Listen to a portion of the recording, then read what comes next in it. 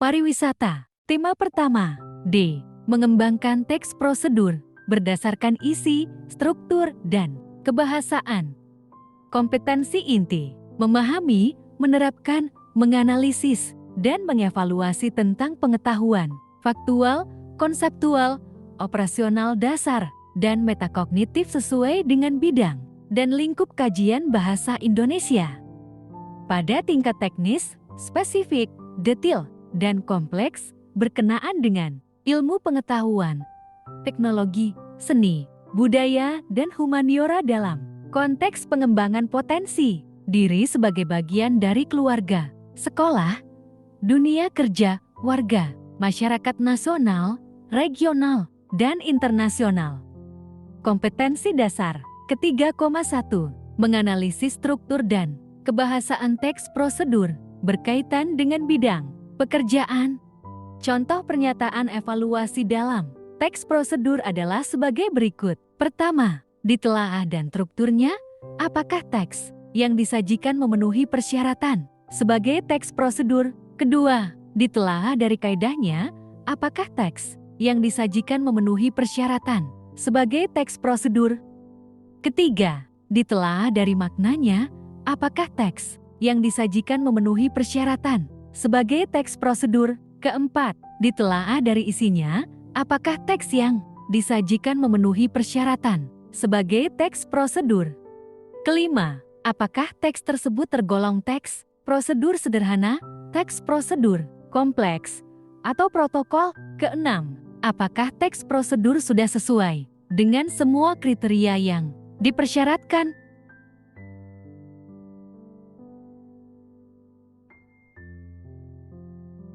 Kaidah atau kebahasaan teks prosedur. Kaidah-kaidah teks prosedur adalah sebagai berikut. Pertama, menggunakan kalimat imperatif, deklaratif, dan interrogatif. A. Kalimat imperatif disebut kalimat perintah. Manfaatnya untuk menyusun langkah-langkah dalam teks pros. B. Kalimat deklaratif langkah-langkah disebut juga kalimat pernyataan. Manfaatnya untuk menyusun teks prosedur pada bagian pengantar. C. Kalimat interrogatif yaitu kalimat pertanyaan. Manfaatnya untuk menyusun teks prosedur pada bagian menuju langkah-langkah. Kedua, menggunakan urutan atau langkah. Ketiga, menggunakan nominalnya dan partisipan, mengacu pada benda atau hal-hal yang konseptual. Misalnya, kursi, bangunan, keputusan. Partisipan dalam teks prosedur umumnya seperti pengendara, kita sesuaikan dengan konteks kalimat. Keempat, menggunakan benda atau kata kerja. Kata kerja adalah kata yang menunjukkan aksi, peristiwa, keadaan. Misalnya, menulis, melihat, dan menyaksikan. A. Verba tingkah laku mengacu pada ungkapan verbal. Contoh, menerima, menolak. B. Verbal material mengacu pada fisik. Kelima, menggunakan konjungsi. Konjungsi yang digunakan adalah konjungsi temporal. Contoh, pertama, kedua, selanjutnya, sesudah itu, kemudian. Contoh teks prosedur. 5 cara jitu tidur nyenyak. Dalam pesawat, Bengkulu yang sempit, pencahayaannya yang terang, sampai goncangan. Pesawat adalah beberapa hal yang menyulitkan pelancong untuk tidur nyenyak dalam pesawat. Padahal, tidur atau istirahat sangat dibutuhkan terutama dalam penerbangan jarak jauh. Masalah utama dalam penerbangan jarak jauh adalah jet lag. Tentu Anda pernah mengalami jet lag, bukan? Ini adalah kondisi ketika jam biologis tubuh tidak selaras dengan jam eksternal di luar tubuh. Gejalanya mencakup pusing, susah tidur, susah konsentrasi, dan mood yang buruk. Sleep specialist sekaligus Profesor of Neurology dari Columbia University, Dr. Carl Basil mengungkapkan bahwa tidur dalam pesawat adalah poin terpenting untuk mengatasi jet lag. Mengutip situs Travel and Leisure, Rabu, 25 Januari tahun 2017, terdapat 5 hal yang bisa membantu Anda tidur nyenyak dalam pesawat. 1. Makan sebelum naik pesawat. Secara tidak langsung, ini adalah kode bagi tubuh Anda bahwa ini waktu makan, tutur Dr. Charles. Dengan begitu, Anda juga tidak perlu menunggu lama untuk makanan disajikan dalam pesawat. 2. Bawa penutup mata. Dr. Charles menyarankan agar Anda menghindari segala jenis sumber cahaya, lampu, ponsel, gawai, dan lain-lain begitu pesawat lepas landas. Pakailah penutup mata sesudah itu. Bersiaplah untuk istirahat. Ketiga, gunakan bantal leher. Bantal leher sangat membantu untuk mendapatkan posisi tidur yang nyaman, tutur Dr. Carl.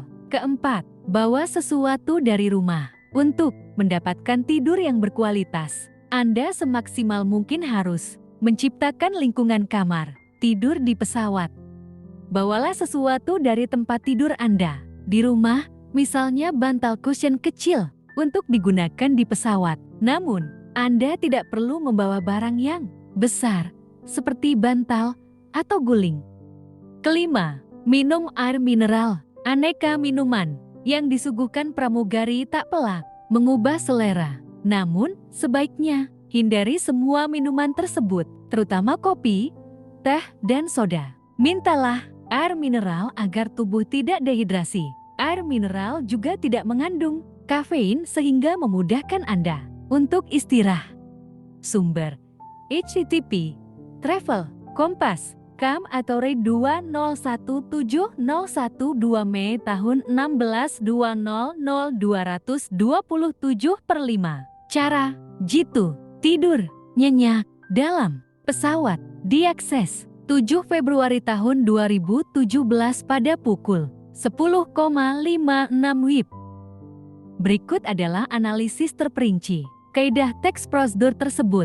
Kaidah kalimat imperatif. Analisis. Begitu pesawat lepas landas, pakailah penutup mata dan bersiaplah untuk istirahat. Kaidah kalimat deklaratif. Analisis. Bangku yang sempit, pencahayaannya yang terang, sampai goncangan pesawat adalah beberapa hal yang menyulitkan pelancong tidur nyenyak dalam pesawat. Kaidah kalimat interrogatif. Analisis. Mengutip situs Target ND Leisure, Rabu 25 Januari tahun 2017, terdapat 5 hal yang dapat membantu Anda tidur nyenyak dalam pesawat. Tahukah Anda kelima hal tersebut?